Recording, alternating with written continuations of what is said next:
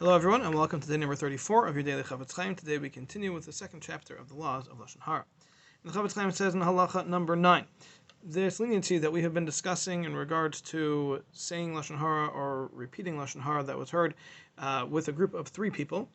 this is only applicable to the actual statement that was said originally. However, to add anything to that statement is certainly not included in this leniency. And even if a person were to say something like, "Oh, this is what someone said about so and so," and it makes sense that would be true. That is certainly not allowed, and the reason for this is because is actually twofold. Firstly, because you are adding to what would have become public anyway, which is the whole basis of the leniency. And at number 2, because by adding that statement, you are also showing that you believe what was said, which is also not allowed, as we will explain later. And therefore, the Chafetz Chaim says it is very important that even if someone is well known to have done something in his younger years, but is no longer following in that path, or perhaps he comes from a family of people who are not doing things right, and this child, however, has not followed in their footsteps, or anything like that, which, as of right now, there is nothing wrong with the individual that we're actually discussing.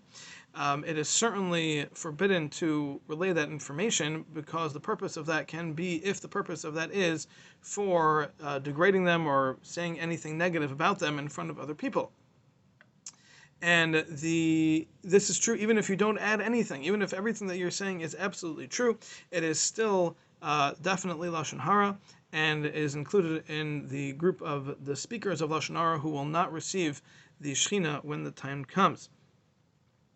And the leniency of 3 people, of being said in front of 3 people, does not apply here as well, even if it is something which is public knowledge, because right now there's actually nothing wrong with this individual, and all that's being said is just being said to degrade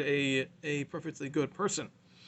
And about this, the Chafetz Chaim says we will apply the verse in Yechezkel, which says, "Ben la yisa ba'avain ha'av," the child will not carry the sin of the father, "Kol pesha'av asher asa la'yizkuru," and all of the things that were done wrong in the past should not be mentioned. And this person is certainly violating that by speaking negatively about the past deeds of this person or of the family that they come from. In halacha number 10, the Chafetz Chaim says that you should know that the leniency of being said in front of 3 people is only in regards to the person who is saying it, if they understand who they're saying it to. Meaning that if the person, or at least one of the 3 people that is being said to, the speaker knows is someone who would accept it as truth, as a negative truth, automatically, or they might add something to it or anything like that. And again, remember, please, this is all talking about avak lashon hara, which means that you're saying something which can be interpreted both negatively and positively, and your intention is to say it positively. But if you know that one of the people who you are speaking to will accept it as a negative report and believe it to be true and spread the information negatively, then you are certainly not allowed to say this information in front of him. And in addition to being lashon hara without the leniency of being said in front of 3 people, we're also violating lifnei iver le'sitin michshel, placing a stumbling block before a blind person, because you are assuming that one of these 3 people will then take this information and use it in a way which is prohibited.